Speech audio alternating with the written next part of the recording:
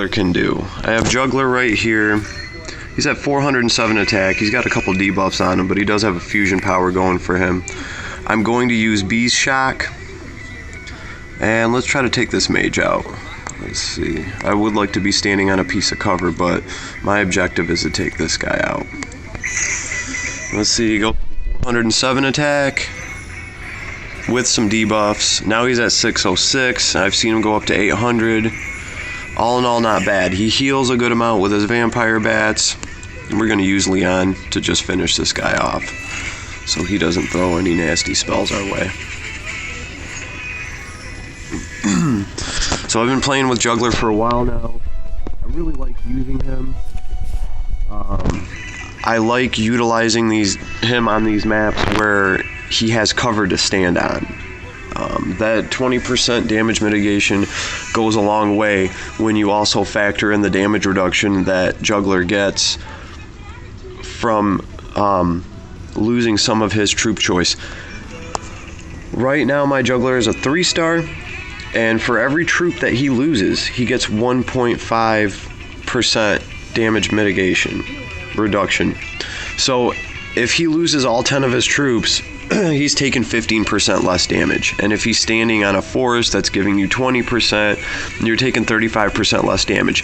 Now this is only a 3-star Jugler, 4-star, whatever he is. I know that endgame, if you get him maxed out to 6-star, he will be getting 3% damage reduction off of every troop that he's missing.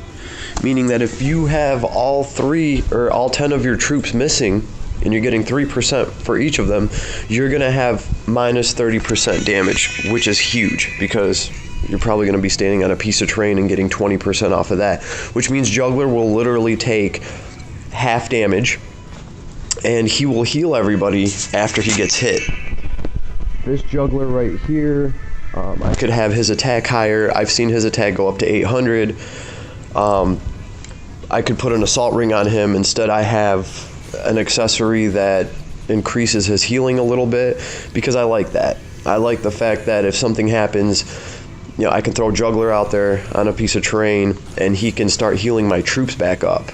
I've actually used this in a few games, and in one game it became very relevant because our healer got taken out very early on in the game. So this is just a nice little Jugler showcase real quick. And I mean what you should and shouldn't be doing with your Jugler. You definitely should be using terrain.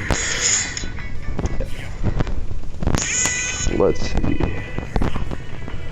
He's standing on a piece of terrain now. I have to get over to Angelica. That girl makes no sense. I'll try to use Leon. Leon's not doing so hot right now.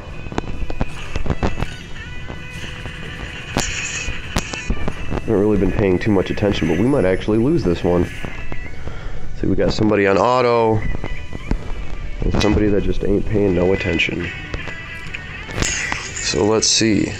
Luckily for us, Jugler can move into some cover. Let's see if we take some of these guys out. Another thing too, Jugler has a good defense. You know, Leon's running around with 200. Jugler's at like 260 or 270, depending on how you have him built. That's defense and magic defense. That extra 50 to 70 defense, that goes a long way because you're also stacking his damage reduction on top of that. Most of the time you're stacking a cover bonus on top of that. He's a lot tankier than he looks. And I think he's a lot tankier than people give him credit for, especially in his cavalry form. So I did another video talking about him and Leon. I do like running them both together because, well, Jugler can get there first because he ignores terrain. He can get there first.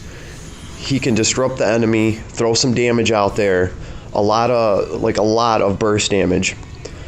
And then Leon can come in right after him and just pretty much mop the floor up with anything that's left. That's very useful.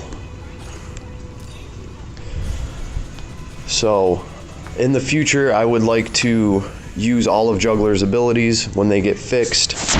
But for now, this was just a quick showcase of, Jugler running around and juggling stuff. Mobile Gamers Unite. Vlad over and out.